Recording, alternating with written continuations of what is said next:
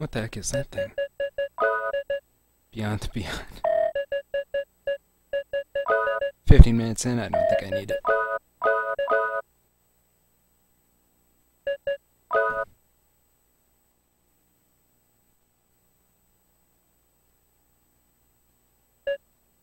And do...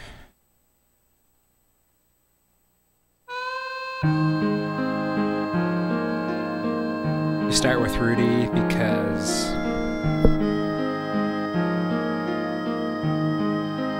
Why do you start with Rudy?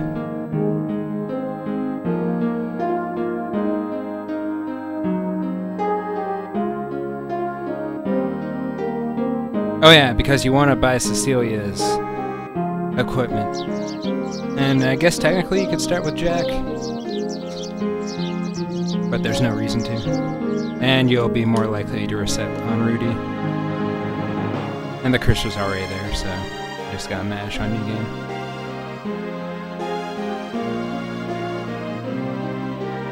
Anyways, you get some money from doing Rudy's prologue, and you use that to buy equipment for Cecilia, who actually needs the equipment.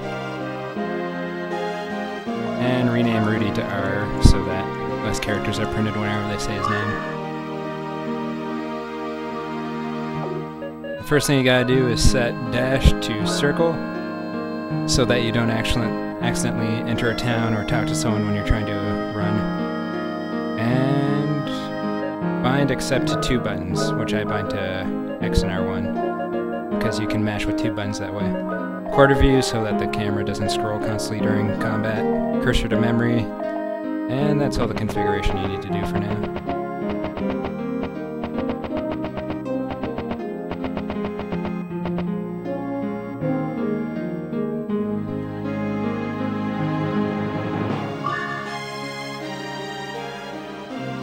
This just advances the plot. Can't really do much in the beginning to skip anything, because all of the glitches rely on you having more than one person in your party, or at least initially. You can either go out of bounds by using the gimbal coin or by using character switch, and we have access to neither, so we gotta do the boring prologues instead.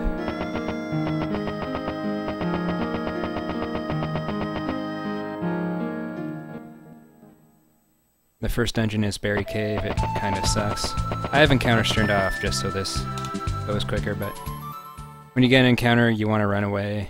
The chance of running away depend on your luck stat. I have bad luck right now, so it'd be around 40 to 45% chance of me running away from each encounter I get, and that increases by 10% per every luck level. So if you're at normal luck, it goes up 10%. If you're at good luck, it goes up 20%. You can only start as bad, normal, or good. You can't start as best or worst. We can modify that later because we need Cecilia's luck to be best at all times.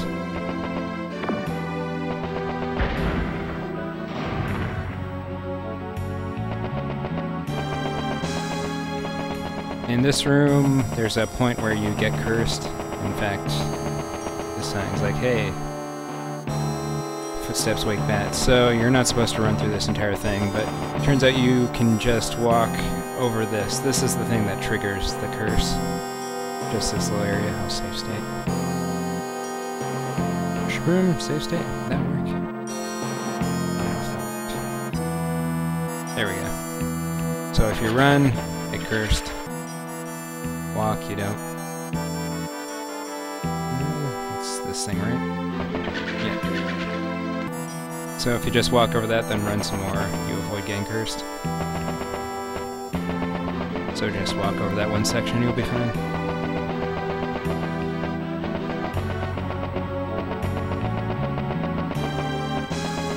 There's an item duping trick in this game, and the most important items that you want to dupe are the stat apples, which you use to increase the stats of your characters. So I want to grab all the 3 of those. The only other apple in the game you get during Cecilia's prologue.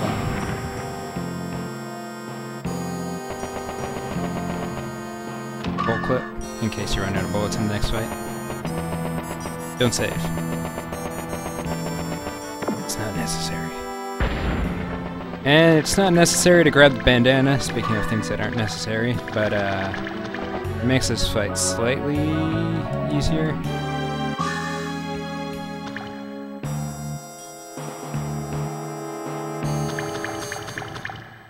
Basically, the bandana reduces the zombie's physical attack by 1 damage.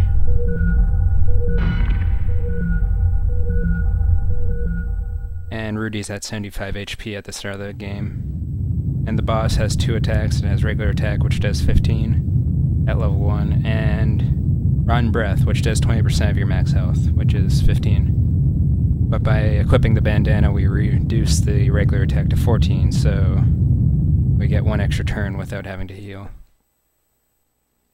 But the bandana isn't actually necessary to grab because your force level will go up throughout the fight because we aren't using lock-on. And force level increases your DFP. So after level 2, the zombie should be doing less than 15 damage with his regular attack anyways. So you really only need the bandana for the first section of the fight. But, you know, it's safe. Makes it more likely that you only have to heal once. And zombie will take 7 to 8 shots with the hand cannon. And the hand cannon has an 81% chance of hitting.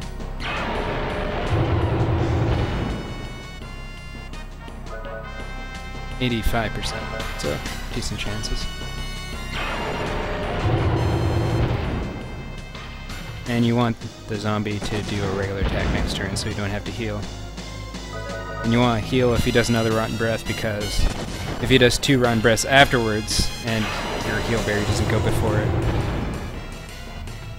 you will die. You can be risky and just assume that he will do a regular attack, which is what I do if that ever happens, but you open yourself up to die, which is a thing. So I've hit 102 times. 102 times? 3 times. 2 out of 4.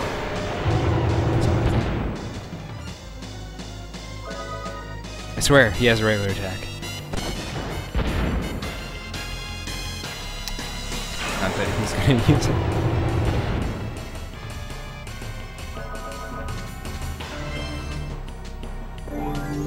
And because I have a lot of force level, and I have the bandana equipped, his regular attack will do probably like 11 to 10 damage at this point. If he ever decides to use it. There we go. 11 damage. 13 damage. I'm a liar. And you just shoot until he's dead. If you're out of bullets, use the bullet clip. He has 800 HP, so if you're good at math, you can keep track and know if you can do a regular attack instead, which will do about 22 damage.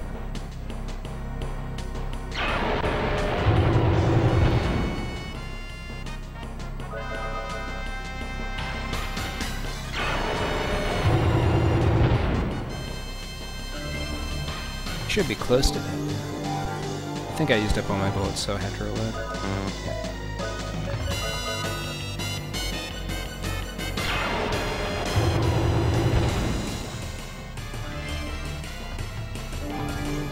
Charge up.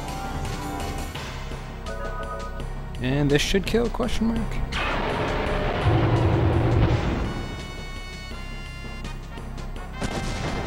I knew it.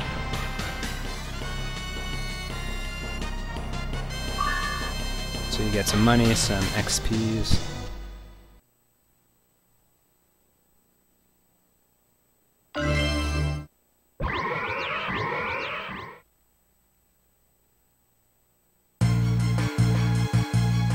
You can use square, X, and circle to mash through text in this game.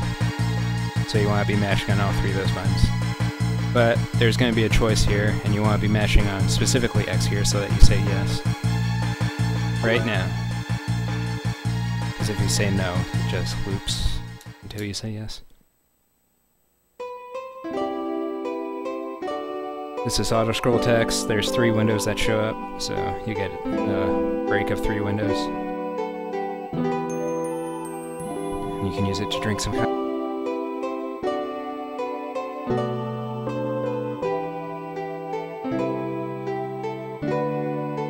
third window down, so control, walk slightly, I should show that, because it's very important. You're looking out the window, walk slightly before you start running diagonally, because if you don't walk slightly to the side, if you run diagonally, you'll go like that. So you want to shoot so that you ride the wall.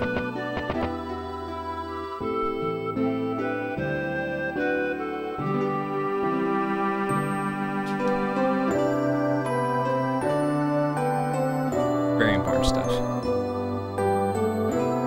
Usually I split when the gray screens come up for the prologues. So do that if you run this so that it's easier for me to compare my times against you. No one else does that, I think. Some people do it. Maybe. I see a lot of people that don't. I'm like, no, I have no idea how good you are. Or how bad I am, as the case may be.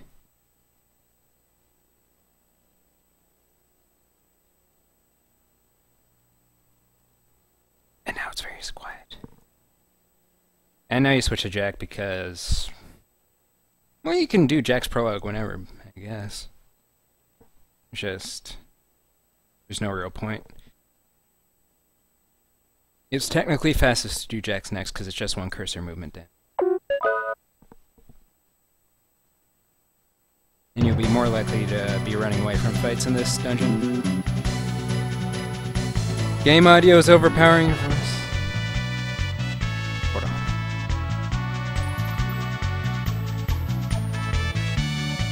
There we go.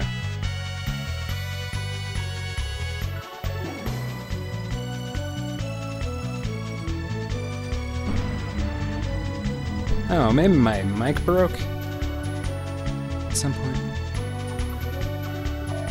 I haven't changed anything. Maybe connection? Connection's no good? There we go. Now it's good. What's up, Combateer?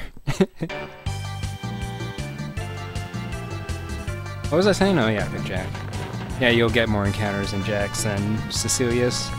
And you'll be more likely to fight the Cecilia encounters, so you'll be more likely to reset because of Jack being unable to run away. So we'll leave Cecilia for last, because it's least likely to be a reset point.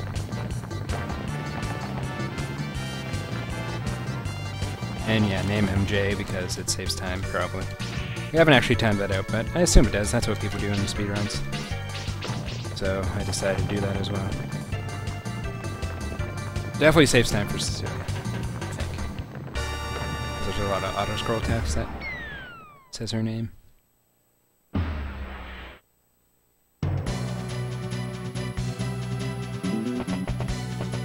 Not much doing in this dungeon, just don't fall into pits. Never fall into pits. Well, actually, we do fall into a pit, I lied. Only intentionally fall into pits, I guess. How is game audio now? And I have encounters turned off, but there will be encounters in this dungeon.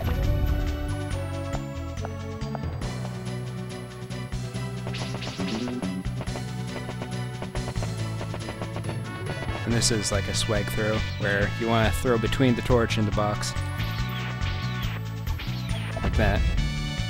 And then fall so that you start at the start of the room.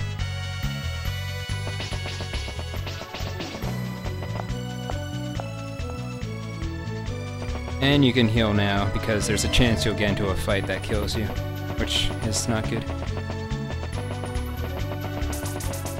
We're also running really low on... oh yeah.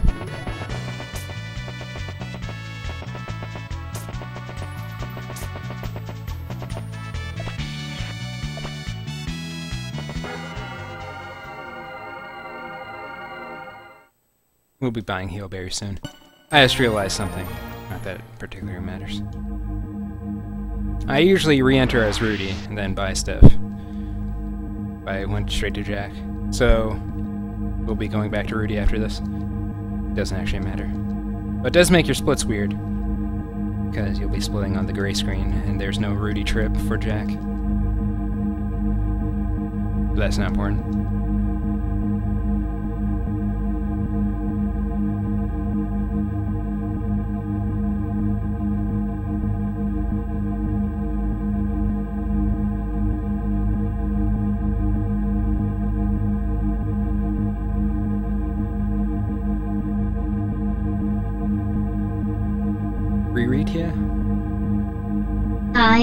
here to observe.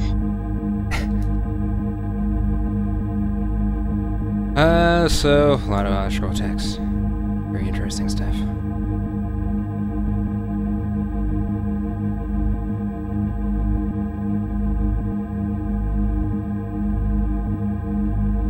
Skip to 30 minutes in.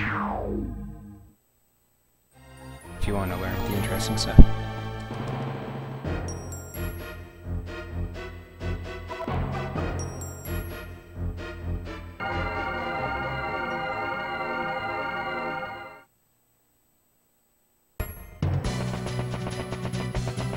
Says Jack, get the gray screen, more auto-scroll text. Do they ever say his name in the auto-scroll text? Because that'd probably mean it's faster to rename him.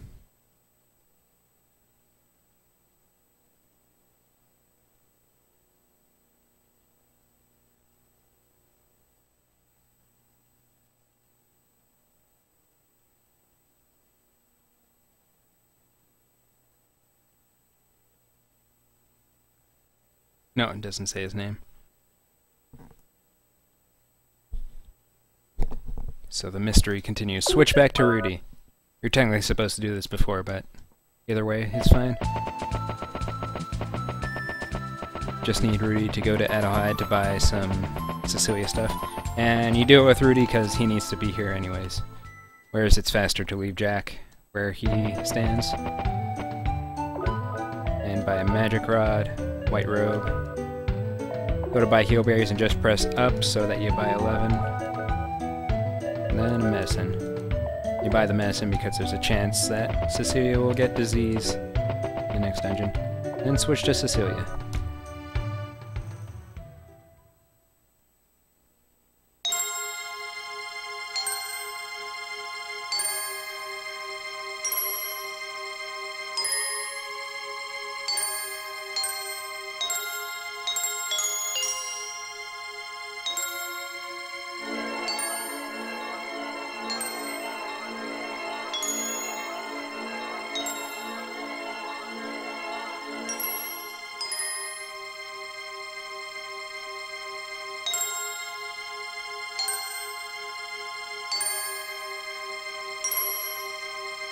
There's a lot of people you have to talk to in Cecilia's prologue. We used to do a thing where we moved the crest graph down, but Anchor Blues figured out a way to make it so that you don't need to dupe crest graphs.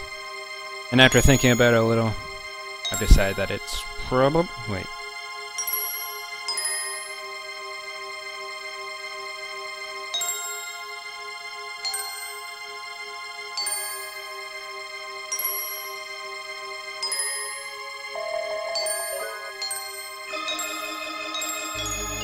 Or is it? I should probably decide pretty quickly.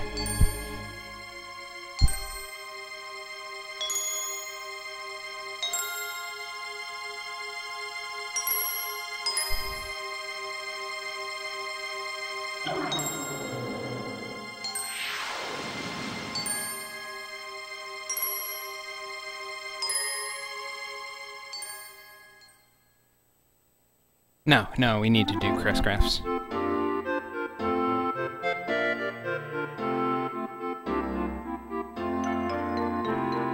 Okay, so back to the crest graph. So we grab a crest graph in this prologue. I forgot that we need to bind teleport.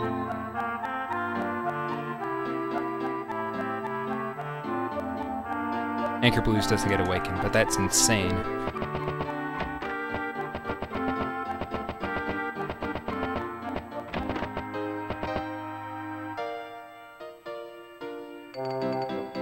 So talk to girl, she's like, get the pocket watch. This will set the flag to get the pocket watch. A lot of small movement tech you can do here to cut the corners. Get the Mystic Apple here, that's the 4th apple you need for duping. Whoa, whoa, whoa. Don't go diagonal. That's not a drill. And talk to her on the left side so that she doesn't have to walk around you. Save some time. And move down a little, not a whole lot. You can pretty much do it here. Whoa! I pressed square, but it didn't work. But yeah, you don't have to be right beside the table. to activate the stone.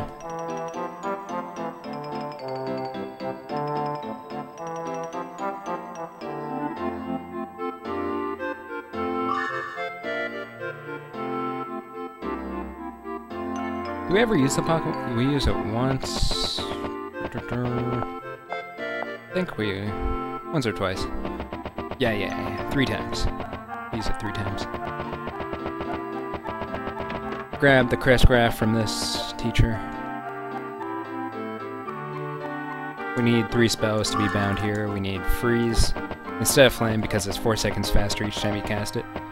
Because Flame takes forever to cast. We need Blast for our crowd control spell. And we need Escape because we need to escape from Lilithia's tomb.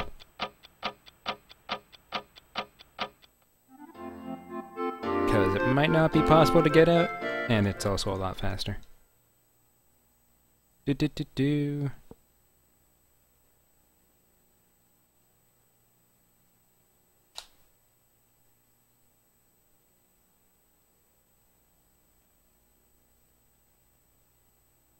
Book tells you to go to the sealed library, so always do what books tell me to do.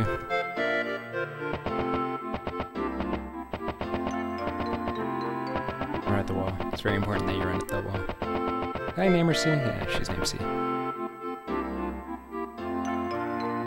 Cecilia is the most important to rename to a single character, so I always name her something that isn't a sealed single character.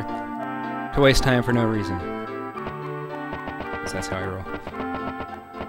Very important thing is to talk to this girl right here. If you don't talk to her, you can't advance. Well, you have to do everything I just did, or else you can't advance, but I sometimes forget about her. So dissolve heal, because who needs that? And again, Freeze is a lot faster than Flame. It's used for the same reason. One thing Flame has going for is that the Gagasins in Sealed Library are immune to water. So that's why we use Blast on them, even if they're a single enemy.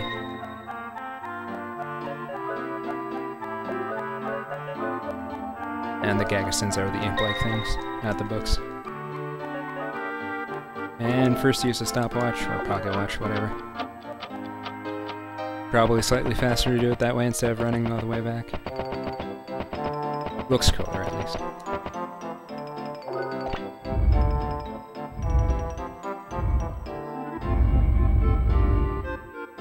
Arrange the statues as so. And teardrop. I'm just gonna commentate what I do, because it's not already plainly obvious from watching.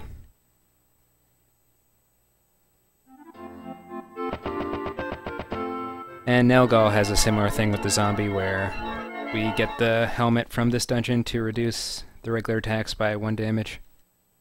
Make it more likely for the fight to only have 1 heal required.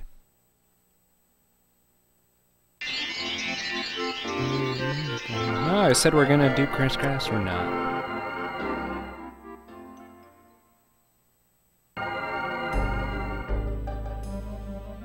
I didn't do that thing.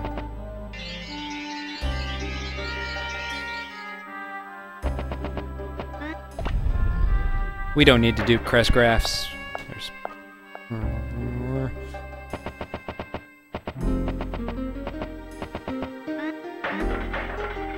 Don't do that. Don't do that either. What you want to do in this room is grab this box, throw it, then throw this box down, then grab the magic carrot.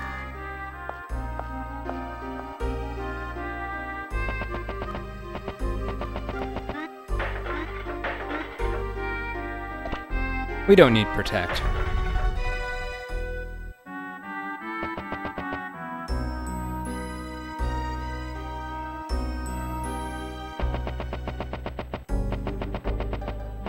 Grab the capuche.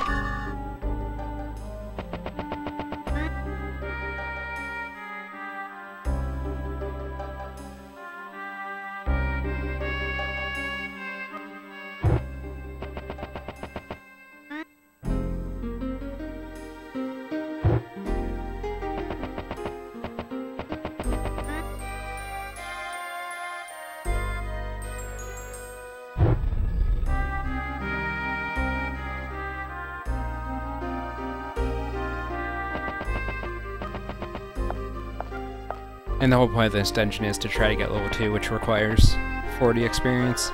Obviously we had encounters turned off. If we didn't have encounters turned off, I'd probably need to use a magic carrot and heal, and then equip these. It's pretty hard to get level 2, but it also means that you won't need to heal during this fight.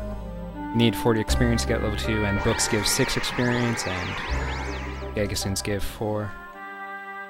So you need some combination that will get you 40. If not, you just do level 1 strats. As so.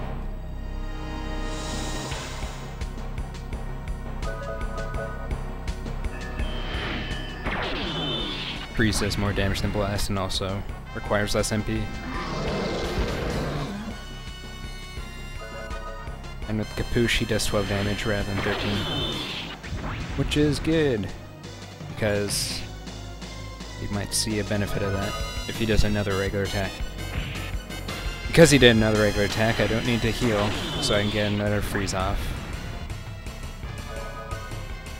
And that's only possible because of the Capuche. And now I'll have to heal.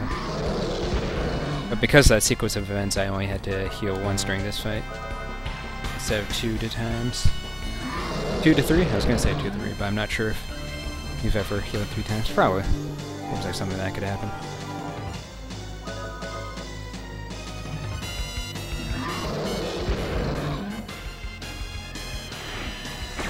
So from here, just spam freeze, and you'll most definitely die. But only if you got the 2 regular attacks and a brutal attack at the start. Otherwise, you might have to heal twice.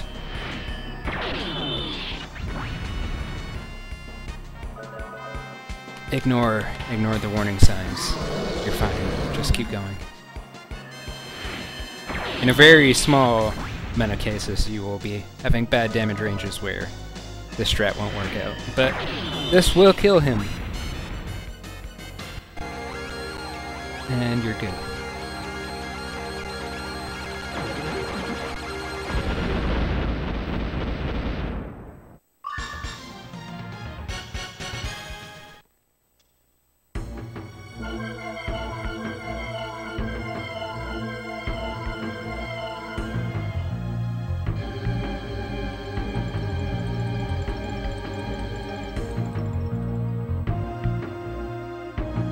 Again, mash with X, circle, and square to advance the most. Also, if you want, you can also press R1.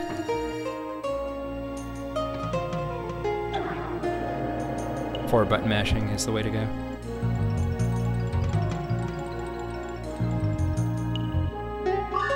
Guess if you want to go overboard, you can do 6 button mashing, but that'd require more buttons to bind. Well, that's a lot of fingers to be pushing buttons with.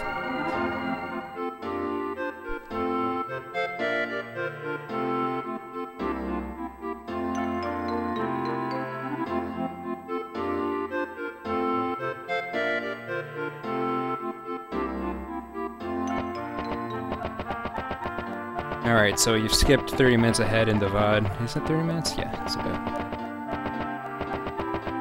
Not quite, though. But yeah, I judged it pretty good when I said skip to 30 minutes. Because now the interesting stuff happens. But first, gray screen. Again, split on the gray screen so I know, or I can compare against splits.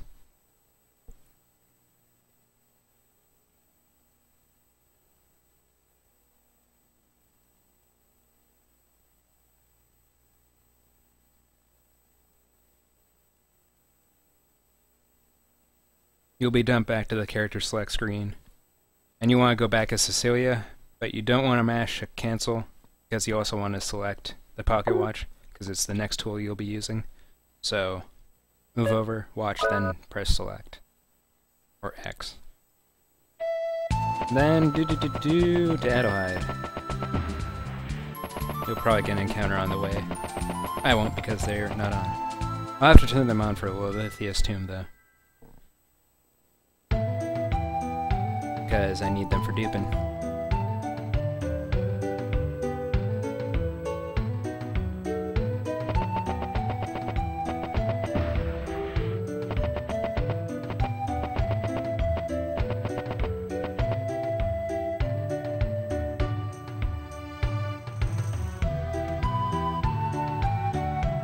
Whoa! Something just weird happened.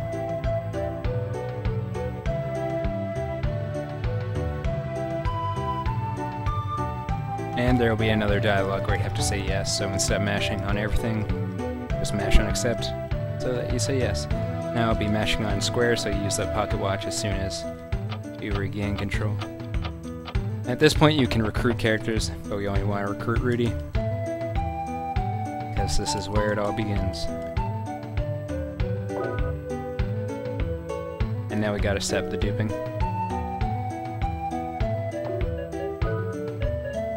So, actually, during no-go, the magic carrot, you want to move here before you use it. So, keep in mind, you should move the magic carrot down here. And then set up the rest of your apples. In this case, I didn't have to use the magic carrot, so that wasn't a thing. And use a range, and these slots still have the IDs of those items, so this is apple, apple, apple, apple, carrot. So when we dupe on these empty slots, we'll get 255 of each of those. But yeah, if you use the magic carrot during load or sealed library, you want to move it to this slot before using it. And a thing I do is change roll to triangle, so that's easier for me to go out of bounds.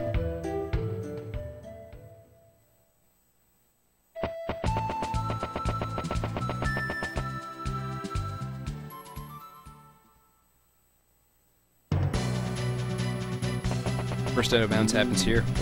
I didn't press over at all. So, pretty hard to see. There's this dark brown rectangle right here underneath Cecilia. You want to be covering it completely with your shadow.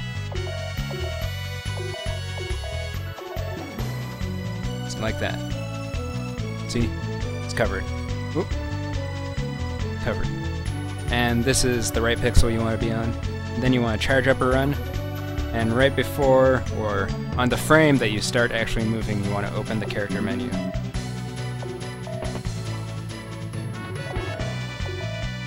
If you do it too early, you get another chance. If you do it too late, you gotta set up again.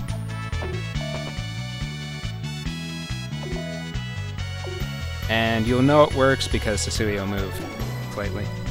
And when this happens, switch to Rudy, and you'll be out of bounds. And now you... What am I running into? There we go. You want to move up and then walk over. And sometimes you'll be behind the rock, sometimes you won't. And if you aren't, just bomb them. If you don't go high enough, you'll end up on the other side of the guards and have to do it again. And I'm going to turn encounters back on. And then save state in case things go horribly wrong. So another out of bounds here. You want it so that you can't see Rudy's shoes anymore. If you're like this, this isn't enough, this isn't enough, this is enough.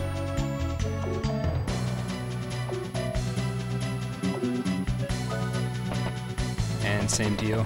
When you see Rudy move, switch to Cecilia. And move over here. Also fight.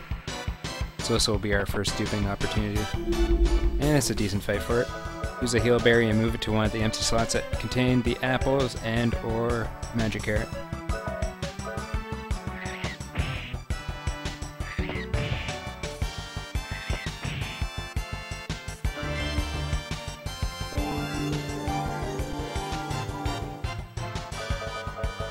And repeat until all 5 items are duped.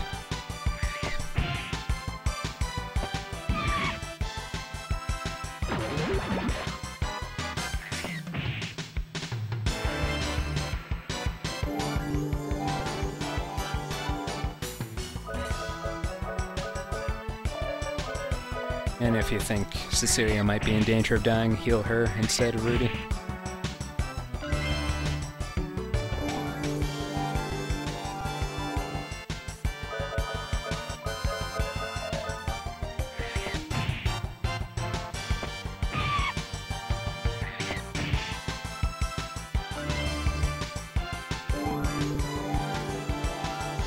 And with that, we now have all our items duped, assuming they don't counterattack and kill all these people. Alright.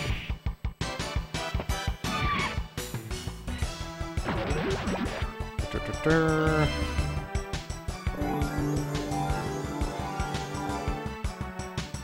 And then just finish the fight. And I'm gonna turn encounters back off because we managed to get our duping in one go.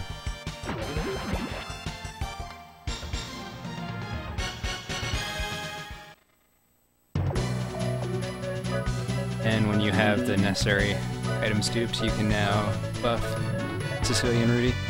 First thing is, want to give Cecilia all but 2 Mystic Apples. I'm using Turbo here for, you know,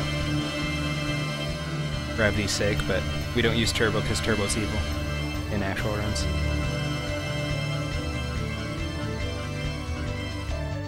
Then give 180. Get her response to 200, basically. That's fine. Then use about 200 on her.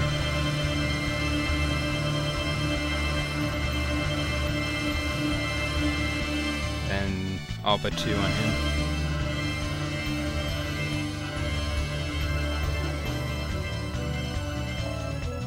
Then bring his strength up to 100.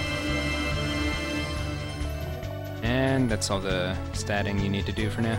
Then move over, and that's the second OOB. And the third one is the hardest. Actually, I should show this off first. So, 2 out of bounds up to this point were basically going out of bounds and entering the same room from a different angle to skip something. And this is the first time we'll be entering a different room. I just gotta unlock the camera for a second here. And how we do that is we go through a door that's located just above this room, as we can see here. So that's the door you want to go through. So we want to go out of bounds, loop around, and go through that door without seeing where we are exactly. The issue with this is that if we go over here, that's a staircase that will change our Z index, which makes us unable to go through that door. So we have to go between the staircase and this room. So that's how this becomes a little complex. But as long as you know the timing, it shouldn't be too bad. And same idea as before, if you can see Cecilia's shoes, you're not far enough down. That's no good. This is no good. That's good, because you can't see her shoes. You can see the bottom of her robe, and that's not her shoes. And then do the charge up until she moves, and then switch to Rudy. And then to avoid the staircase, move until you bonk on this wall so that you know you're between this room and the staircase, then move up for a little while. Then 1, 2, 3, 4. Move to the left for a little bit. I use the 1, 2, 3, 4, 5 system, although I only do a 1, 2, 3, 4 in this case, which is my proprietary system of, you know, figuring out where I am. And it's fail-safe, so I know that I will go through that door by just feathering the down button. And if I get it wrong, if I feather it correctly, I'll have a chance to correct it, but I was fine. Alternatively, you can switch to Cecilia and use the teardrop and use her particles to tell where you are out of bounds.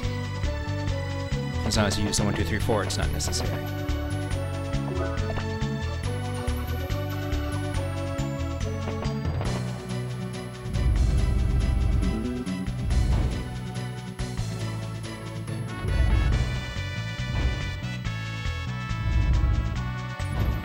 This is a complicated puzzle, but if you follow my directions exactly, it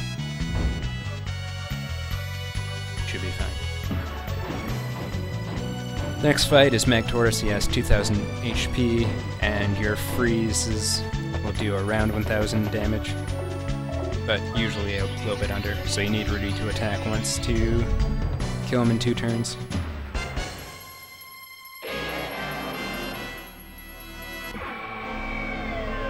First, to buff Cecilia's magic a bit, we equip the water rune on her, and attack and freeze. He has a chance of killing Rudy if he does M laser, or W laser, or whatever it is. But he didn't, so it's fine. And this should kill, question mark? Yep.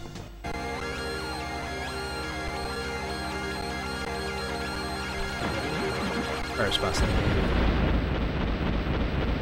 Wonder if there's a way to auto-battle that. Maybe.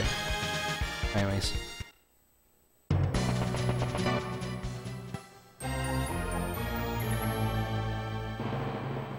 This triggers the next bunch of stuff you need to do. By going here, you can then talk to Emma, which lets you sleep at the inn. Which triggers the fair, which triggers Belzoek's invasion. That's when everything goes off the rails, though.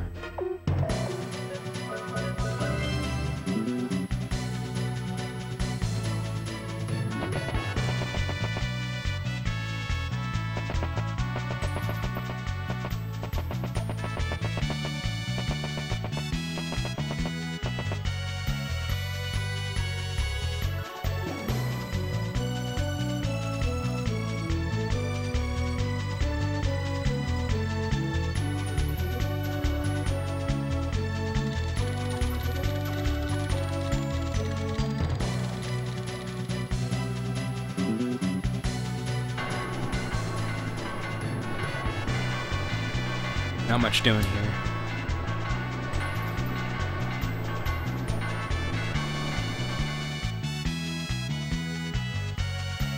And then we ride. Oh yeah, there is that one thing we have to test. We'll test it during the tutorial. It'll be fine.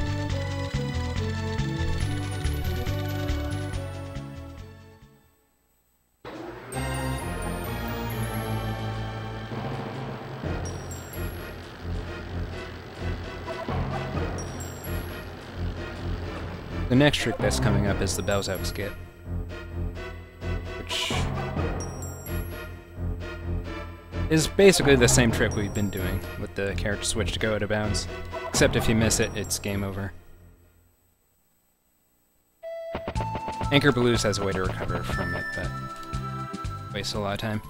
And if you miss Belzoek skip, you gotta just do it again if you recover, so just get it right the first time.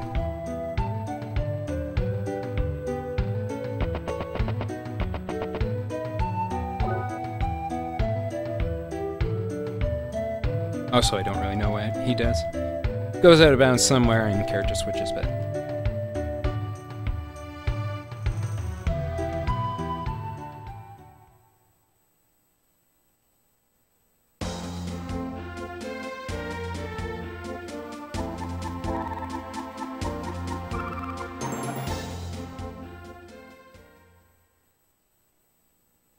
The morning of the festival... I wonder. No.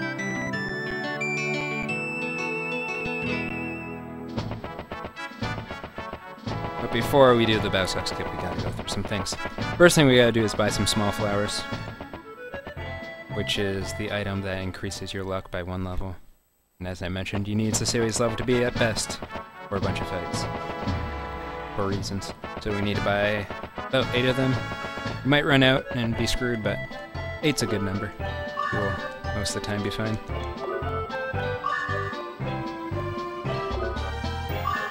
I've never had to run end because I ran out of small flowers prematurely. Yet. And that's 5, so 3 more.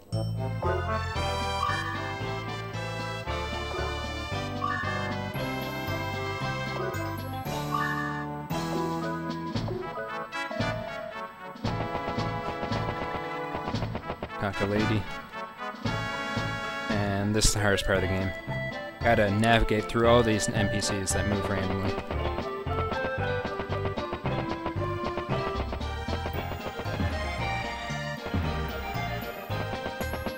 Wasn't too bad. That old guy gave me some grief, but...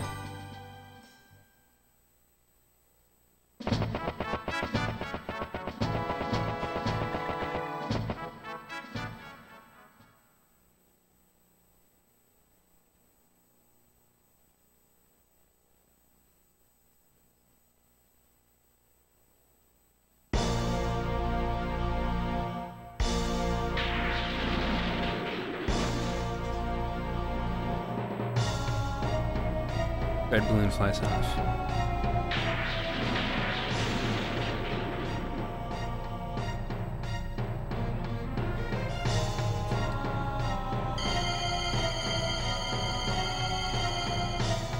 Now, during this point in the game, Cecilia has left your party, so you're left with Jack and Rudy normally. But because we never recruit Jack, we only have Rudy. Which is why we buff his stats. He has one fight that he has to do here, where he has to fight solo.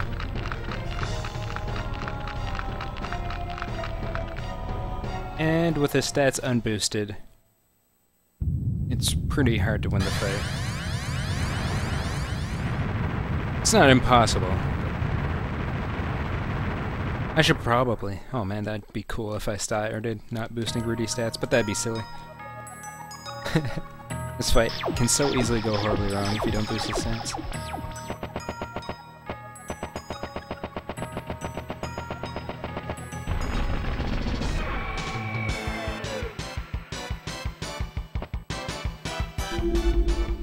Kill the skeleton first, because he has an attack that isn't a regular attack, which means there's a chance that you won't be able to counterattack.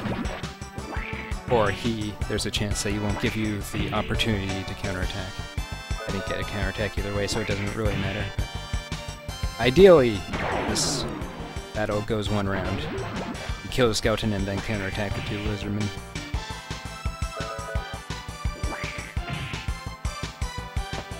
There we go. Perfect. Amazing.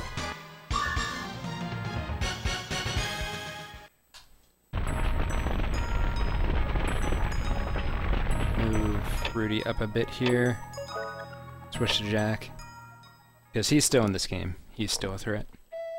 And move towards the mountain pass, because Jack is not concerned with that hide. And then switch back. And this is the Bowsuck skip safe state, because I'm really good at this. And...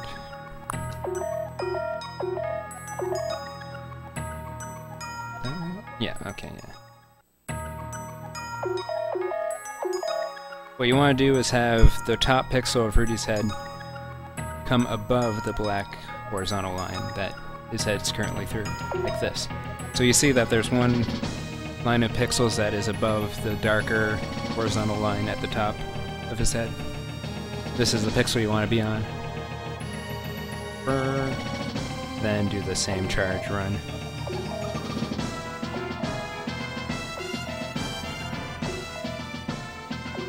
And switch to Cecilia. Don't switch to Jack, it won't work. Gotta switch to Cecilia.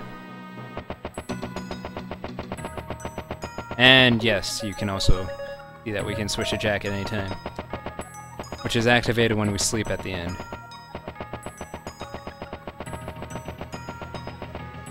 When we come back from Lilith's tomb. And that's the Bowsuck skip, it's easy. It's fine. And now we gotta move to the mountain pass for the next trick, which is the guard skip. And don't go into the mountain pass yet, because every time you switch between characters it has to reload the zone, unless you're in the same zone. And now we can go in.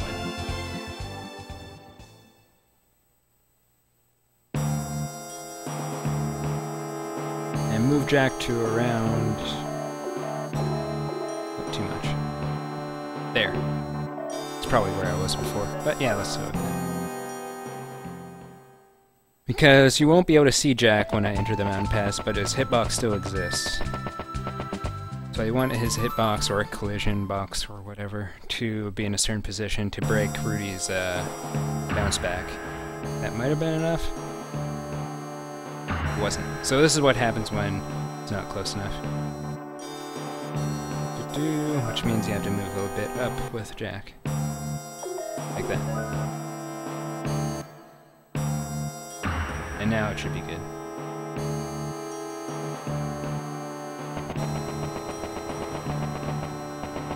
And this next trick is the Hollow World Warp, where we warp to the L world using Hollow Man. By picking up the lighter, when Jack isn't in your party, you get a third character, affectionately called Hollow Man, because, you know, there's nothing there. And you unequip his rune.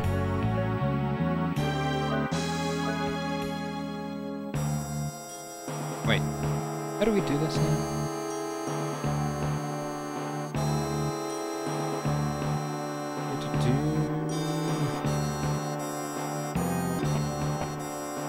Yeah, okay.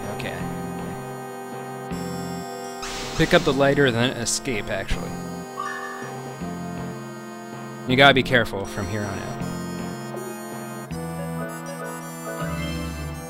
You cannot step on a poison patch from here on, because this will cause bad things to happen.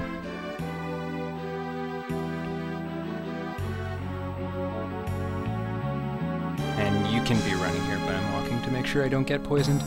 And now we unequip the rune and switch to Cecilia. It's important that you pick up the lighter as Rudy. And that warps us to the L world. Well, now we can watch this long cutscene.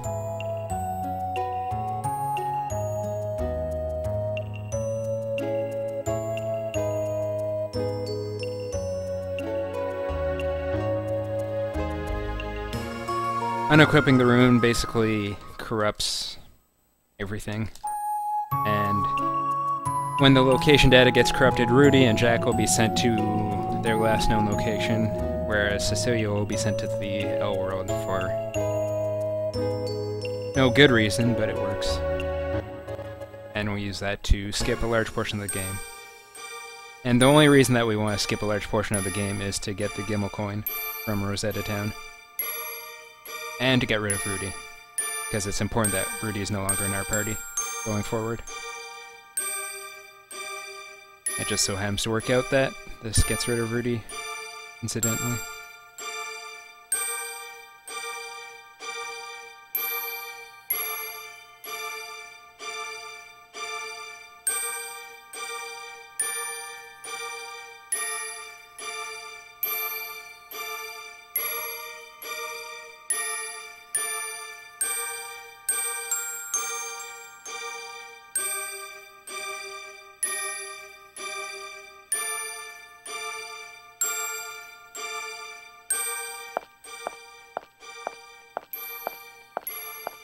Bunch of cutscene.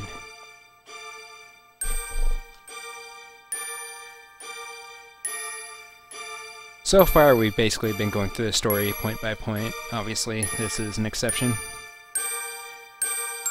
And after this, we're going to go straight to Arctica Castle, which is the third last dungeon in the game. So, there's a bit of game that is missing from this run, but that's what makes it so fast. And also why we needed to acquire all those apples. Because we are not done raising our stats, because we gotta prepare Cecilia and Jack for the endgame. Actually, we don't go straight to Arctica Castle. Still have to do Ghost Ship and Pleasing Garden. Because Dark World isn't a thing.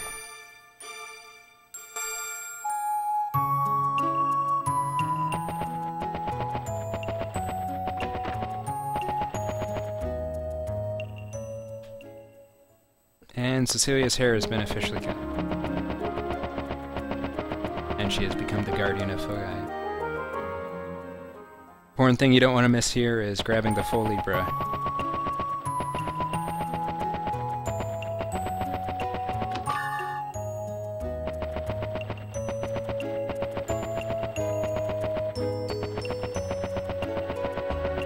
Re-equip that to Jack during the Captain Guy's fight to ensure that he doesn't get paralyzed, because that wouldn't be good.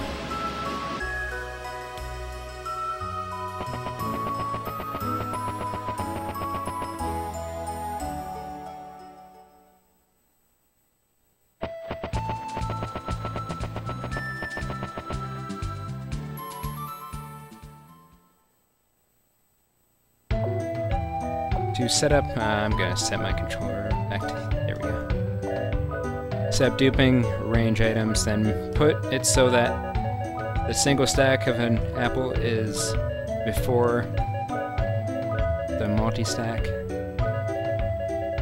Just basically arrange your apples like this.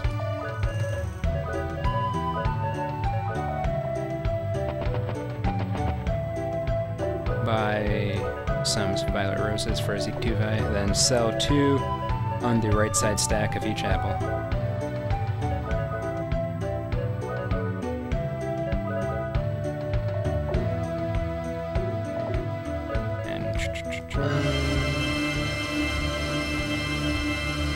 Use all but 1 mystic apple.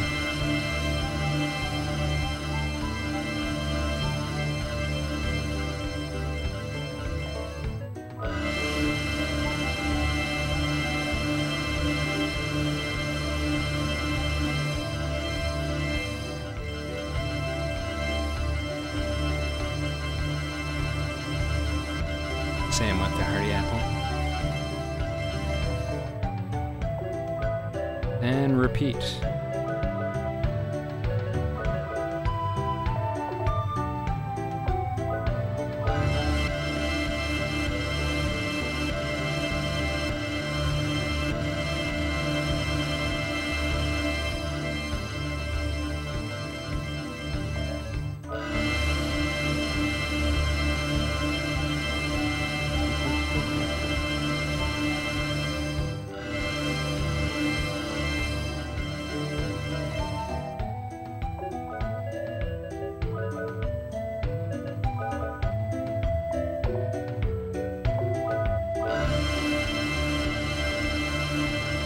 She now has max sorcery, then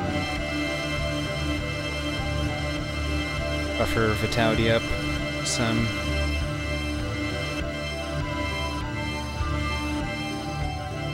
You can probably get away with doing less, but to be safe, you can buffer up to max.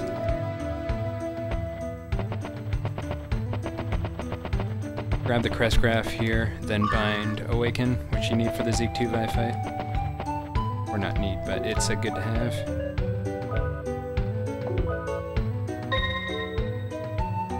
You can also bind and protect here, but if you do want to bind protect, you will need to do crest graphs. And the reason you would want protect is to make Boomerang less of a choke point in your runs. Grab the Gimel coin from the barrel, that's the most important thing you have to do here, and make sure you move here. You gotta move here. Because her position in the L world when she gets warped there is dependent on her location there. And I'm just gonna exit. When you enter a dungeon, for the most part, you'll be 5 pixels away from the load zone. And every step you take while walking is 2 pixels, so you want to take 2 steps downward. I think that was 2. Actually, I think I moved 4 pixels there. You can kind of pause buffer your movement. That was 2 pixels. That was like 6. By pressing the directional pad and opening the menu at the same time to kind of feather some movement. Because you'll need to move exactly 4 pixels down here.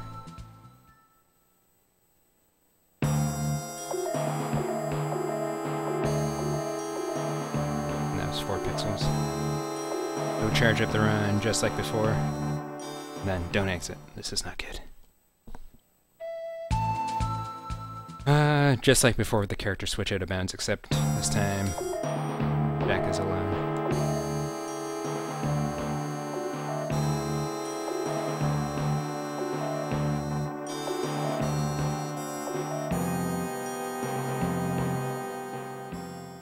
So what should happen is that you totally get it right, then use the Gimel coin and you go out of bounds.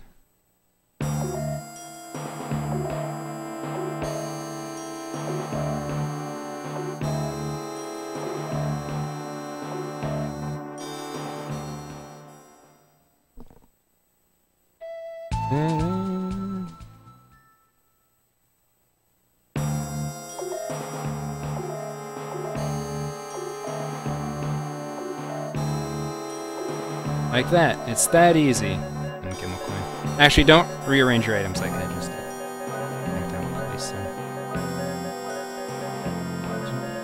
Oh, I need those too. Then Gimel coin and you're out of bounds. It's that easy. And then move down, then move right. Don't unlock the camera. Actually that's not necessary. Just move down a bit, then move to the right, so that the far right torch is at this side of the screen. And this is the camera switch glitch, where if you switch between characters that are in different zones, or the same zone, it will load the room that you're standing in. So, because... that seems like it could be dangerous. No, it's fine.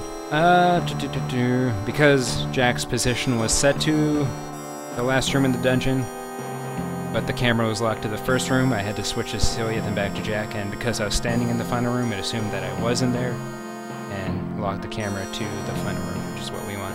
Because load zones aren't loaded unless the camera is on them. So it's not like I could go through the exit of the dungeon just by going to its location. I had to load the room. And we'll be doing the same thing in the Sand River. Again, move down 4 pixels.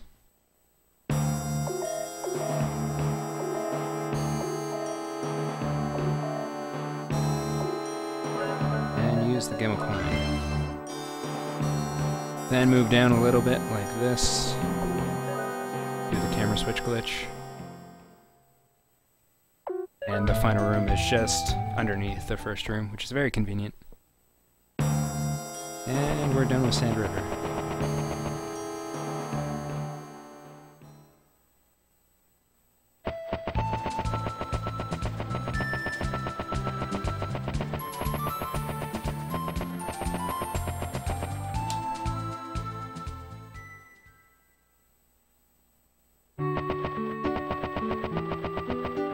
Next dungeon is Pleasing Garden, where we need to get the grapple hook and bracelet. We need to get the bracelet to trigger a ghost ship, so that we can get a boat, which is very important. It's the only vehicle we need. Actually, that's not true, we need Asgard. We don't need the flying ship. Pleasing Garden sucks. See if I have that image available. Oh.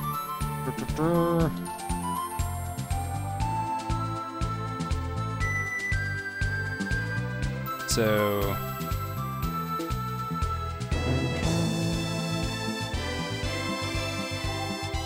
let's see if that works.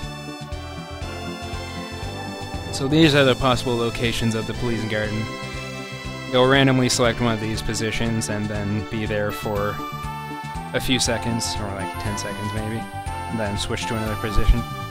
But it's only these positions that can be at, so just kind of exhaust them.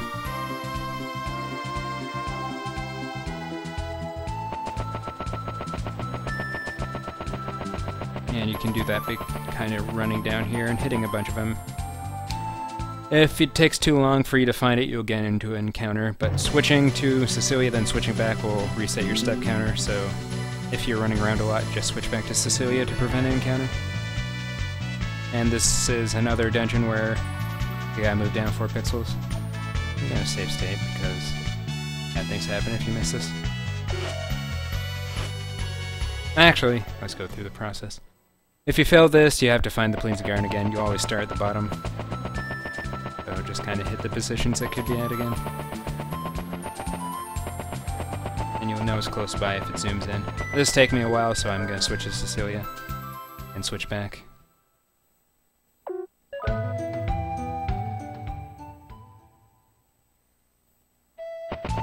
Then hit the positions again.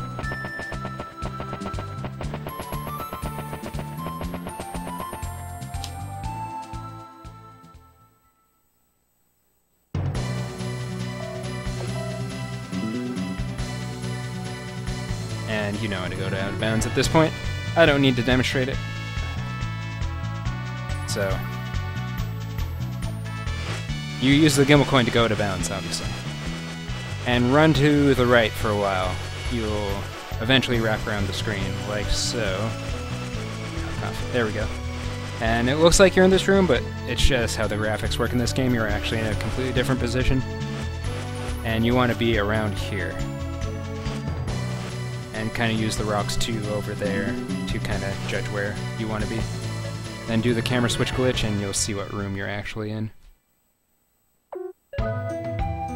Which is the grapple hook room. And mash X because you'll be right where the grapple hook is. Then move up here, do the gimbal coin out of bounds.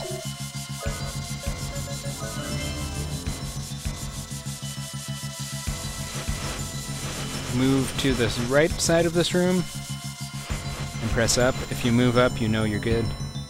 But as long as you don't go too far to the right. And then move back down. Then switch. You just want to test the moving up, because if you can't move up, that means you're not far enough, right? And you'll be in the bracelet room.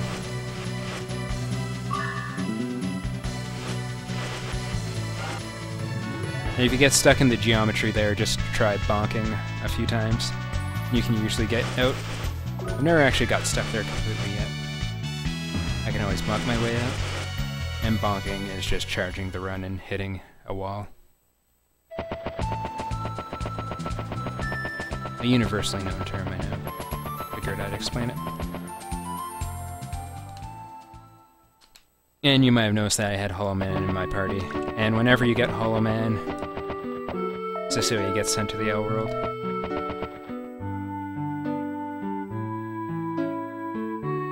And if Rudy was still in Cecilia's party, Cecilia and Rudy would be recruited whenever you get Hollow Man, which is why it's very important to get rid of Rudy.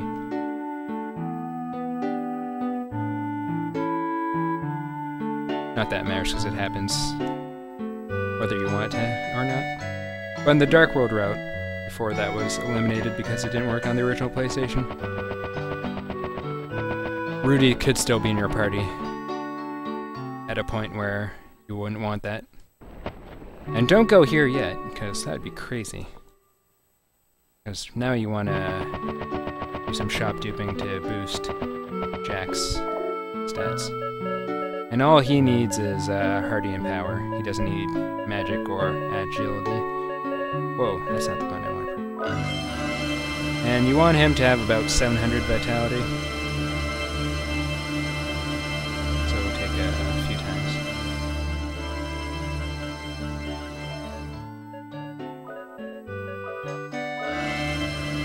And max strength.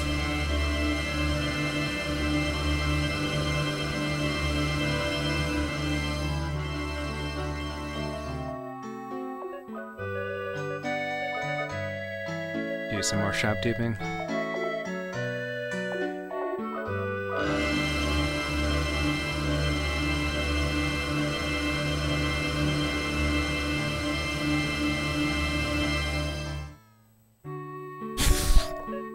Almost went wrong there, but nailed it. Again.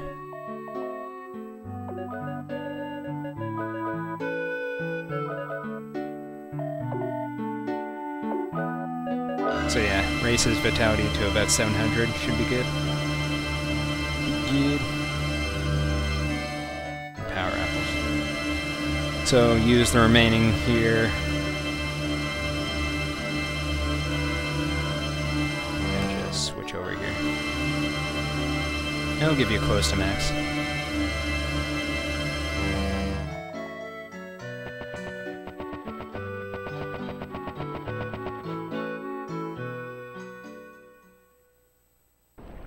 And a new technique discovered by Gear Eater was discovered for Ghost Ship. That isn't done in my 138. Well, also that new L World Strat with the Hollow World Warp is something new found by Anchor Blues, which also isn't in the 138. So 2 new techniques, well 3, including the new Kadingo. And probably some other stuff I can't remember. 138 was a long time ago.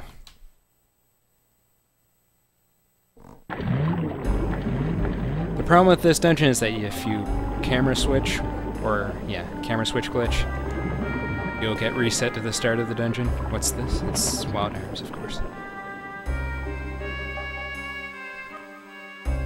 And what you want to do is do the gimbal coin out of bounds. What you want to do is that you don't want to see Jack's shoes. Like that. And charge up the run. When he moves, use the Gala coin or gimbal coin. Then move over here.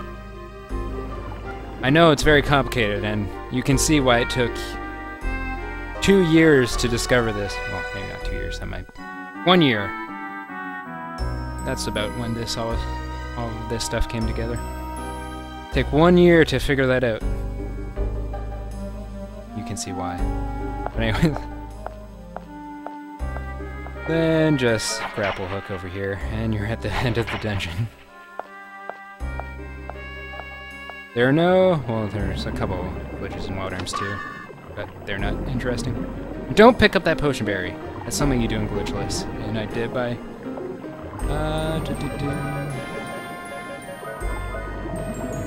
did it out of, like, habit.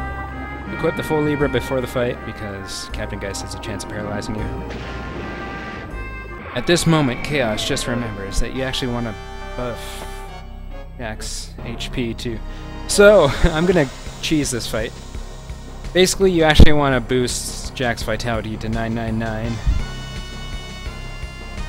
Because I forgot that you don't actually level up during the go ship before you fight this guy. So, don't buff his vitality to 700. You want to buff it to 999. Otherwise this fight goes bad. And no save state. This is what happens if you don't buff his...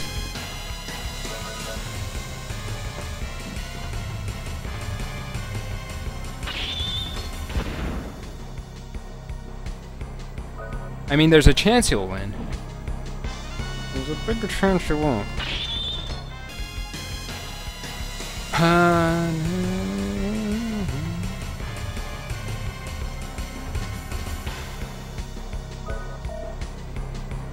So what you want to do in this fight is you do 3 regular attack, or yeah, 3 regular attacks, then use Sonic Vision, and that'll kill him. And pretend that just happened. So again, that's 3 regular attacks, then a Sonic Vision. There's also a way to do auto battle strats for that.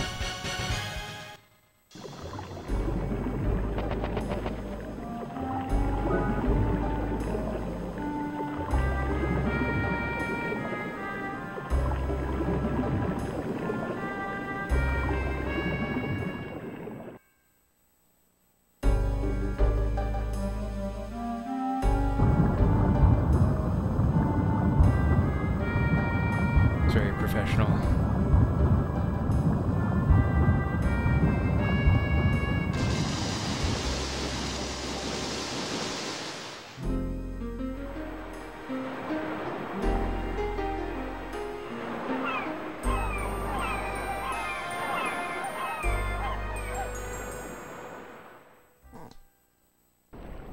And the whole point of doing all of that was to get the boat. The boat's very important to get, and was worth the... well, there's no other way about it. You gotta get the boat. Because the boat is everything. Because the boat lets you do boat duping, which is a very important trick. That lets you access places yet you're not supposed to. But more on that as the situation develops. This guy goes to Adelheid, and it's very important that Tom leaves to go to Adelheid, because that gets rid of Belzauk's crew, because Tom fights them off. And it's very important that that happens, because you need to go back to Adelheid to get the Black Pass or Black Market stuff. Don't go up here. Why would you go up there? And there's no reason to go up there.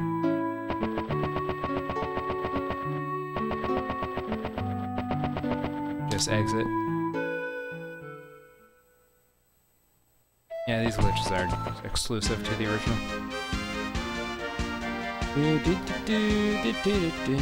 And land at this beach and immediately switch to Cecilia, because there's a chance you'll get into an encounter if you move at all on the beach. And then head back to the real world as Cecilia.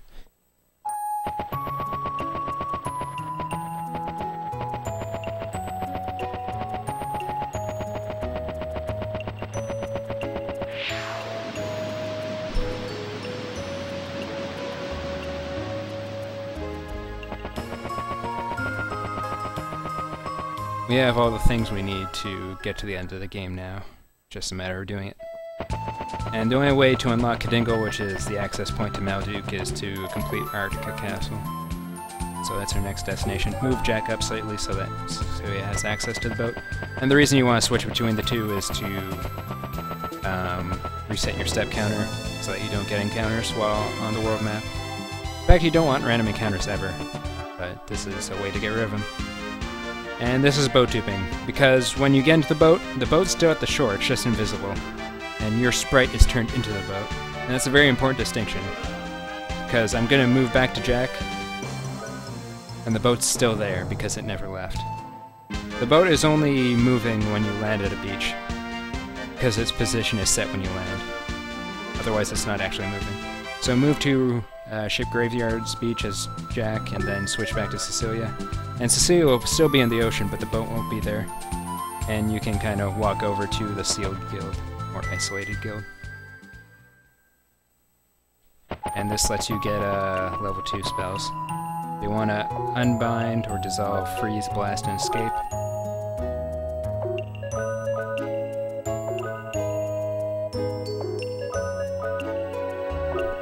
And in place you want Teleport, which is Wing Wing.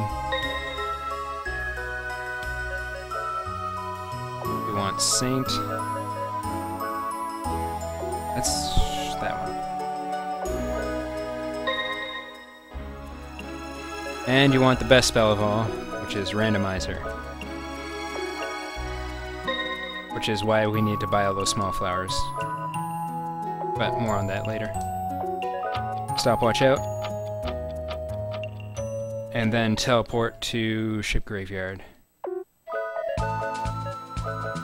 And there's a property of teleport where it moves the boat to wherever you teleport. The boat was already here, so it didn't really matter, but it is used later. Move the boat over here. Then as Jack, take the boat back to Adelheid.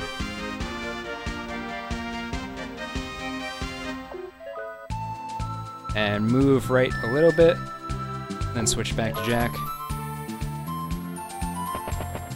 And now we're going to set up the Black Pass skip while we're getting the Ocarina. So this is the same deal where you need to move down 4 pixels. Like that.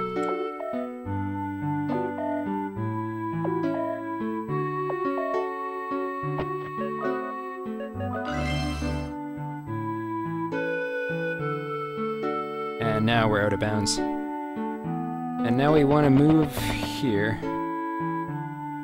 And walk up until you're right here. And then... do... 5, 1, 2, 3, 4, 5s? Or 5 seconds, about. Like so. 1, 2, 3, 4. Whoa. Oh wait, you can't actually do that. You gotta go like this. Because there's a wall there. So now you want to do 1, 2, 3, 4, 5. 1, 2, 3, 4, 5. 1, 2, 3, 4, 5. 1, 2, 3, 4, 2, 3, 4, 5. 1, 2, 3, 4, 5. That was me moving to the right for about 5 seconds. Then do the camera's save at state, because I'm very confident that this will work. And back as Cecilia, you want to grab the Ocarina.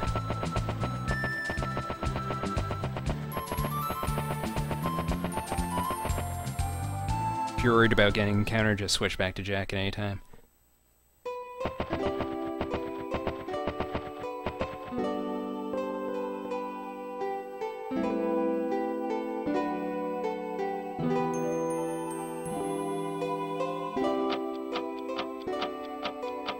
And the Ocarina summons the golem that you got from the Giant's Cradle. But you don't actually need to go to the Giant's Cradle and get the golem to use the Ocarina. It just assumes that you did that because of how the game works. And Jack's in the black market right now, but he needs to be rescued. So move Cecilia into the corner of this shop. It's very important. Switch back to Jack and he'll be in the black market. Move to the right a little bit. And then sell a bunch of apples. Straight up, get rid of them.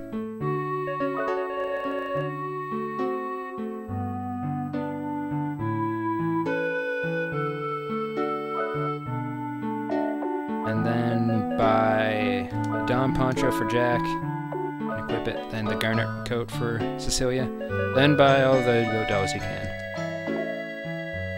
Because Cecilia is standing in the shop, it's semi-loaded, so you can exit, otherwise you won't be able to exit. And because Cecilia teleported here, it would have been here anyways. But in addition, Cecilia teleporting here, I was about to be here. And move up here. Then exit as Cecilia. And to get to Arctica Castle, you need the gull wing, which is fully upgraded. You gotta do a whole bunch of stuff to do that working. So instead we use a glitch to get through the mountains using the ocarina.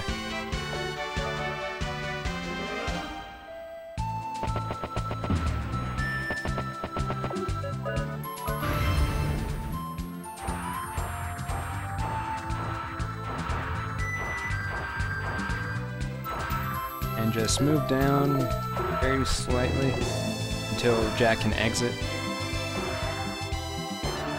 Like that. Then move back up.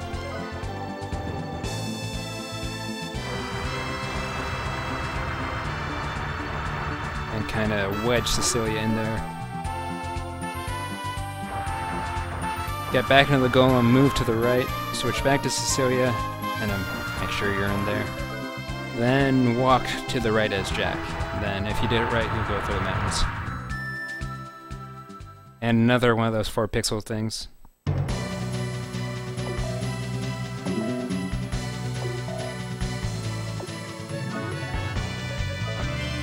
And now out of bounds. To get to the final room in this dungeon, you need to go down for 5 seconds and then right for 6 seconds using the 1, 2, 3, 4, 5 technology. 1, 2, 3, 4, 5. 1, 2, 3, 4, 5. 1, 2, 3, 4, 5. 1, 2, 3, 4, 5. 1, 2, 3, 4, 5. 1, 2, 3, 4, 5. 1, 2, 3, 4, 5. 1, 2, 3, 4, 5. 1, 2, 3, 4, 5. 1, 2, 3, 4, 5. Save state. Then camera switch glitch to load the final room in the dungeon. Cough, cough. And if you're too low, you have to go to the left and then enter from the left side of the room. Now you want to equip Goat Doll. Actually, no, you don't want to equip the Goat Doll. With Jack's current level and vitality, he should be able to survive the fight without the Goat Doll. And you don't want Jack to die during the fight, because if you die, you lose all your force power. Which means you can't use Sonic Vision, which is how this fight goes a lot faster than it can otherwise.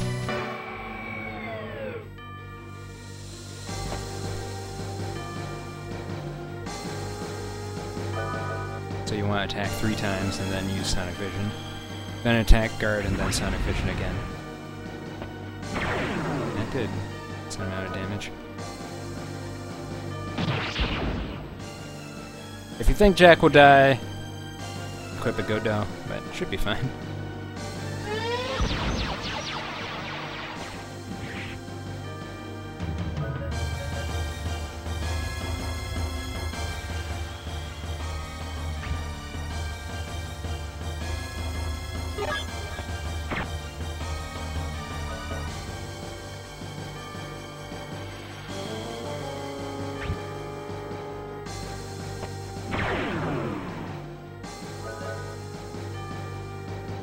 Oh, I already had re-up.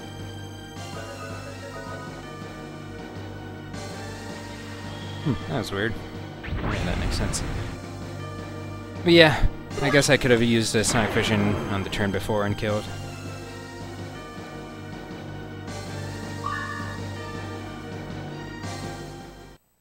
But either way, it's over.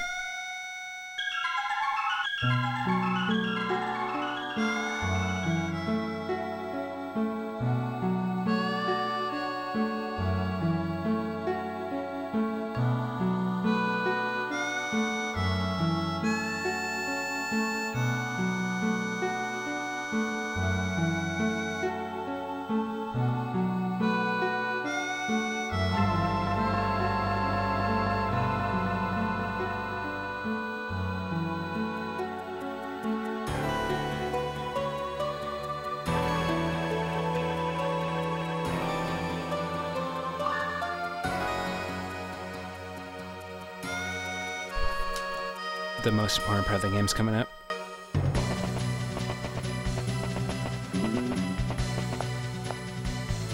Before you enter the long hallway coming up, actually exactly when you enter the long hallway, switch to Cecilia to reset your set counter. And also it's time for Cecilia to make her journey back to the real world and back to the end? I don't know. Back somewhere. Back to... Yeah, I'm not gonna...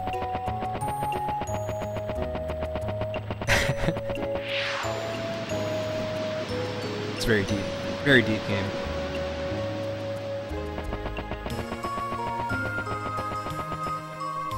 Kadingo's not around yet, but it will be soon, so we want to move her into a position where she'll be able to access it.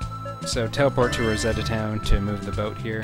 Then we're going to boat dupe so that she can walk into the island of Kadingo.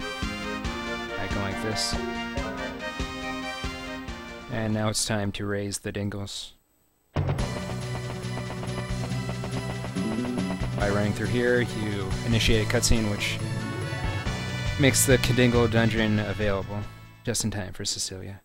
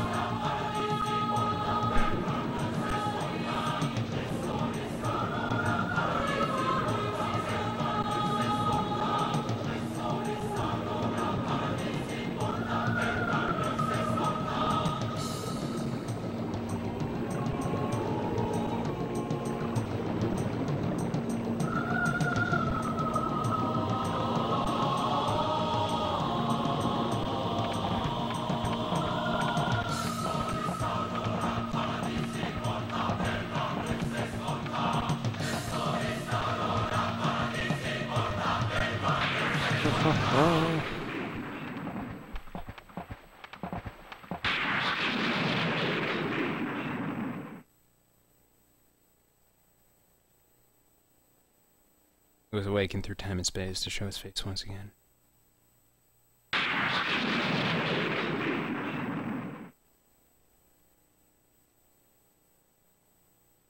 So this is where the fun begins. An hour and a half in.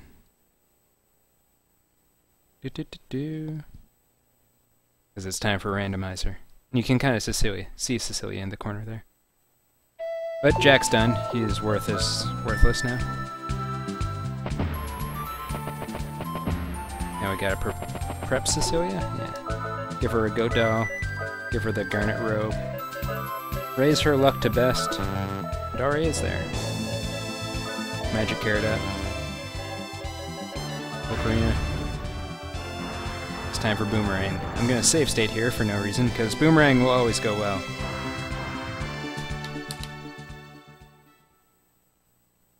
Cough cough. Actually, this fight will be the most likely to end all runs, especially if you don't get Protect. Protect helps mitigate the danger of this, but also costs some time to set up. But if you want to dupe crest graphs, that's the benefit of doing so. You just use a single Protect at the start of the fight to reduce the amount of damage that Purple Electric Revise does. So, with your luck at best, Randomizer has a 60% chance, roughly, of doing a spell that will do a lot of damage, like Glow Blast will do a lot of damage.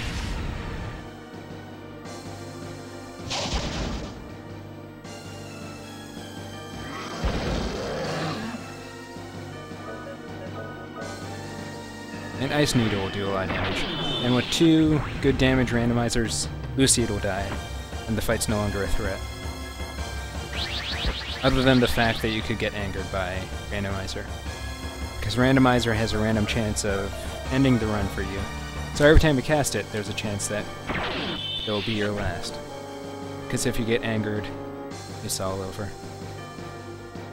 So that's as good as a fight that Boomerang can be, 3 turns. And it will always go that way for you, so don't worry.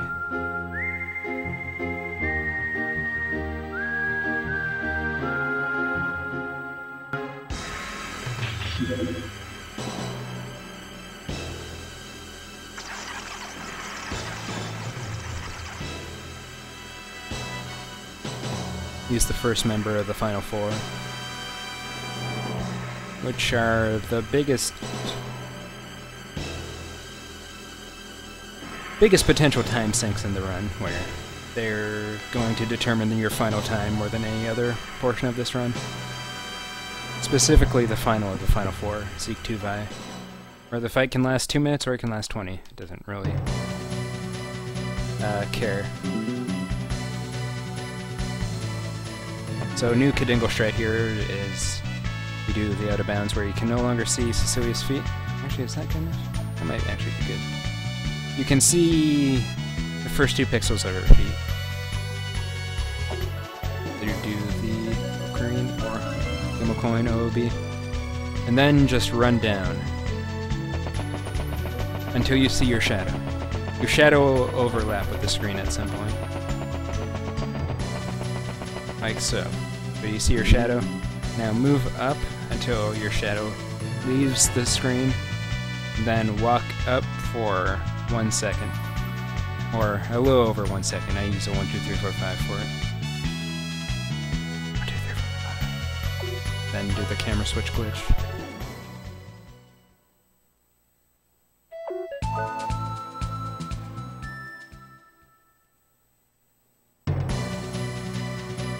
I didn't go up high enough. Oh, I did. That was just high enough then. Let me test something.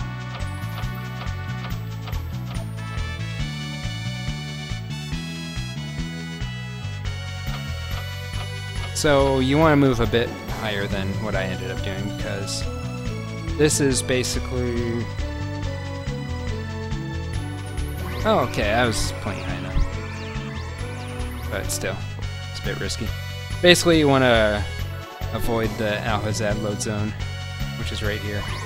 So you got to make sure that you end up on this side of the barrier and you end up high enough.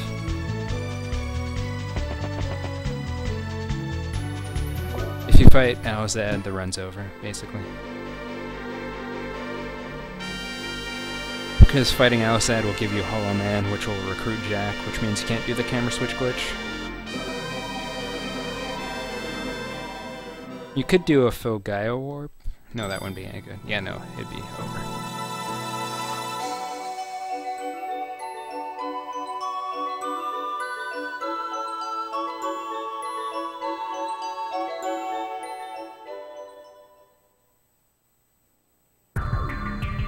One more out of bounds right here. Move down just enough, you'll see what I mean. Do the camera switch glitch.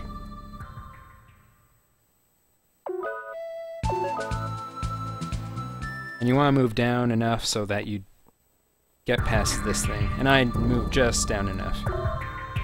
Because if I was too high, I would have been on the other side of this thing and I wouldn't be able to get below it.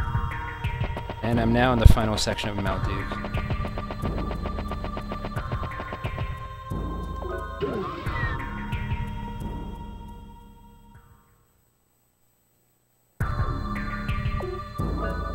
Again, buff your magic. Make sure you're at best luck. It wasn't. Have Goto equipped and go to fight Siegfried and Mother Fried. Siegfried is another fight that relies on randomizer. Mother Fried is not. It's the one fight you can use Saint on without it doing only 5,000 damage. Which is nice because it's only the only fight that's in sequence. And if there's a fight in sequence, there's a chance for your luck to drop in between the two fights, so it's very convenient that she's the one you don't have to use randomizer on.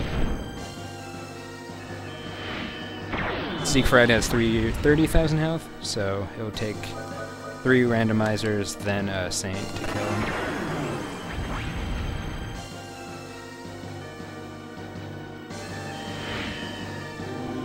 That's not good. There's a chance you'll apply a stats effect to yourself, which isn't good.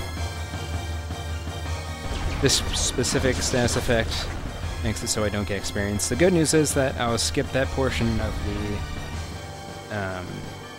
ending dialogue at the end of this fight. Downside is that I won't get experience, so I won't level up, so I'll have a lower MP count for Mother Fried. So I'm going to use a magic carrot. So I go into the Mother Fried fight with enough MP to kill her.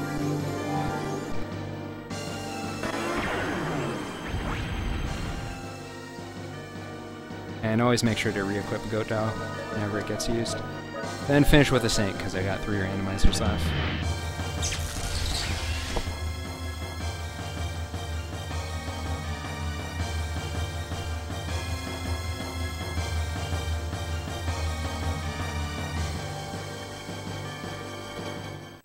Even though you're not using a randomizer in the Mother Fried fight, the run still can end if she uses Aus Magna and you get paralyzed from it.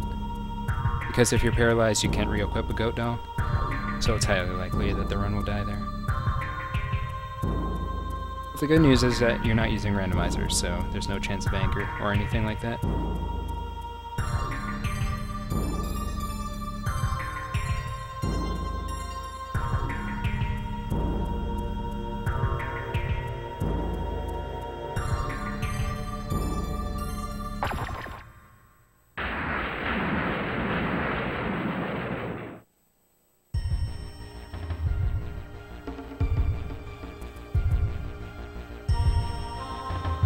The final boss of the game?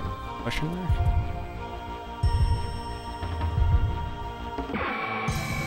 She has 43,000 health, so it will take 5 Saints to kill her. Make sure you have Goat Doll equipped for sanity's sake.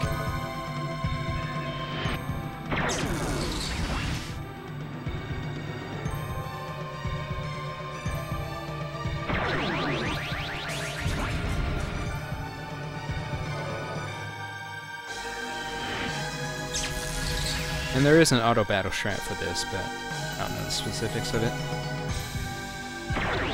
It's a bit risky because you have to cancel the auto battle if you need to equip a Goat Doll. So just spam Saint until it's dead. So the run could end here if this was a run. That's the first time it's actually done something in a while. Luckily it didn't paralyze me, it just confused me. This will waste some time, but it's actually not the worst thing because it means I'm going to be stalled so that I can get Condition Green to get rid of the forgetfulness. Now this could end the run. Nope, nothing. So yeah, this will just waste a bunch of time. She's really going in.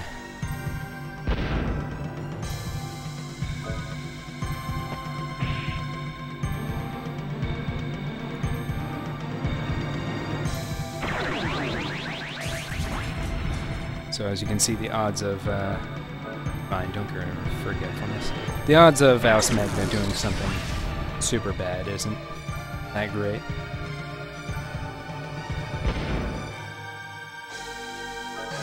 More likely than not, it will just do nothing and give you a free turn. And forgetfulness wore off just in time.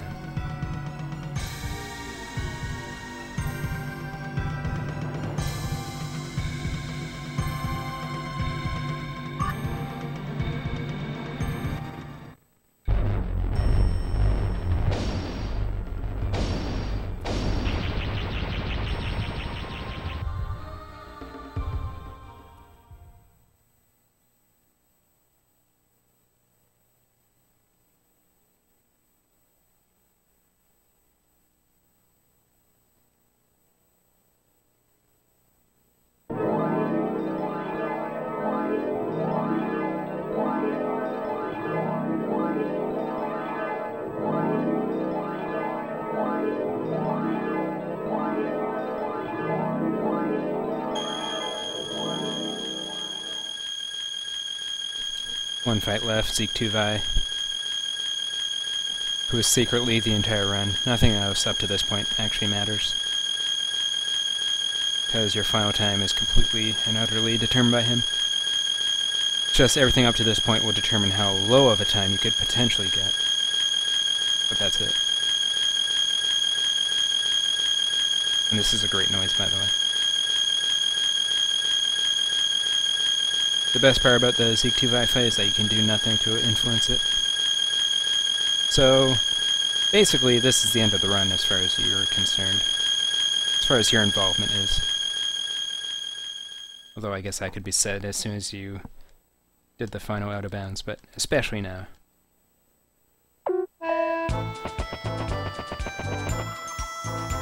So let's see how Zeke 2Vi does this time. Most likely thing that'll end a run is getting angered on Zeke 2Vi, because that's just how it goes.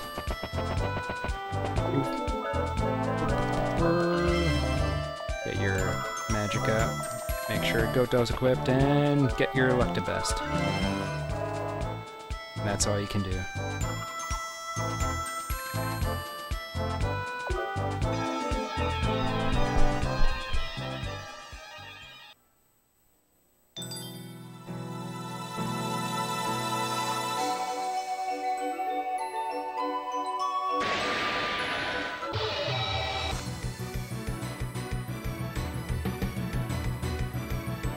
First turn you cast Awaken, then the rest of the time you cast Randomizer.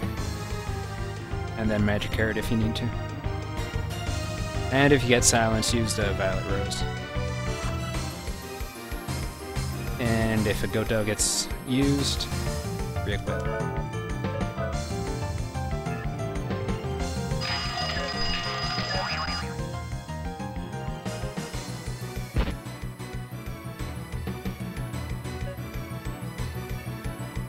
The reason why this fight can last so long is that he has a spell called High Heal, which will heal for 9999, and as you notice, that's how much I do. There can be a bit of stalling tactics used, and since Randomizer only has a 60% chance of actually working, there's a good chance that he'll keep healing, and I'll keep silencing myself.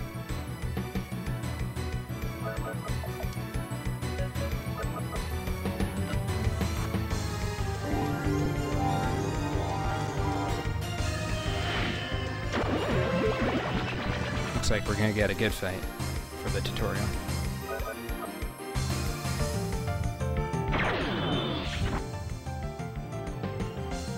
So the thing you have to keep track of is how many randomizers have worked. Then negate one for every time he does a high heal. Rainbow is like a 0.8% of a... See, it doesn't do the full 9999. So it's not quite the same as a full one. So if you get 4 regular randomizers, then a rainbow, you can finish with a saint. Because it will take 5 full power randomizers to kill him.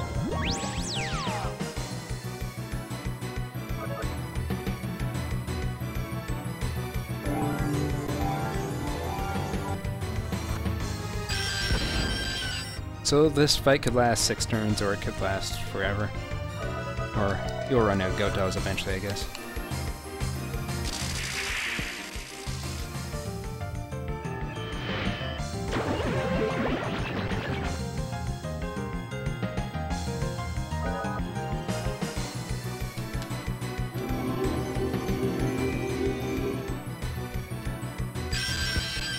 Not much you can do when you're confused.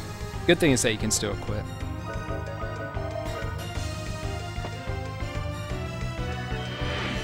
Haha, joke's on you.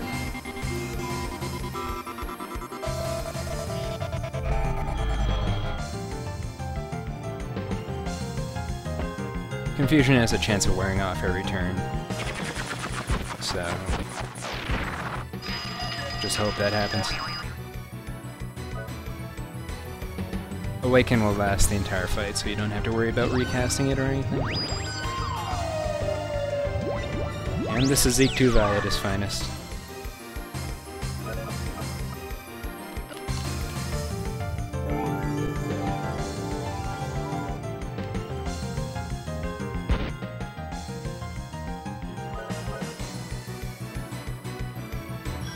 Alright, high restore.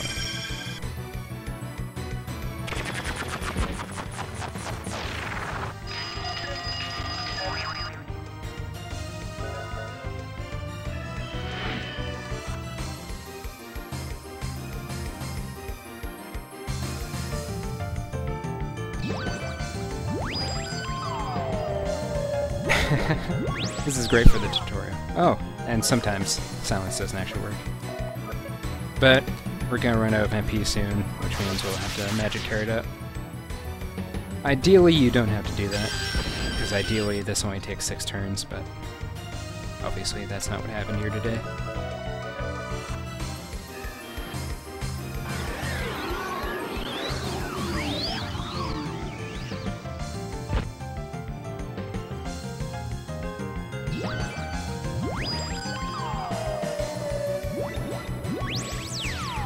Yeah, we need an anger to fully capture how this fight goes.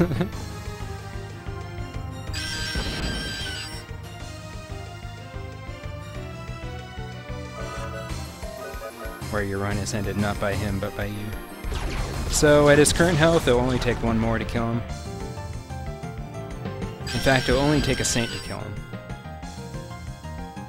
So we just need to get our MP back up.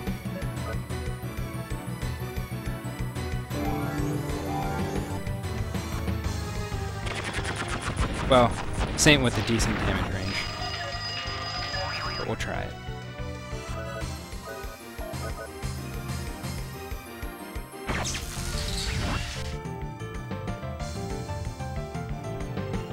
So that's Zeke Tuvai. He can last 2 minutes, he can last however long that was. He can last even longer than that, in fact. And just keep spamming high heal. Forever. That's Sword Arms no ace. It's a bit more exciting than ace.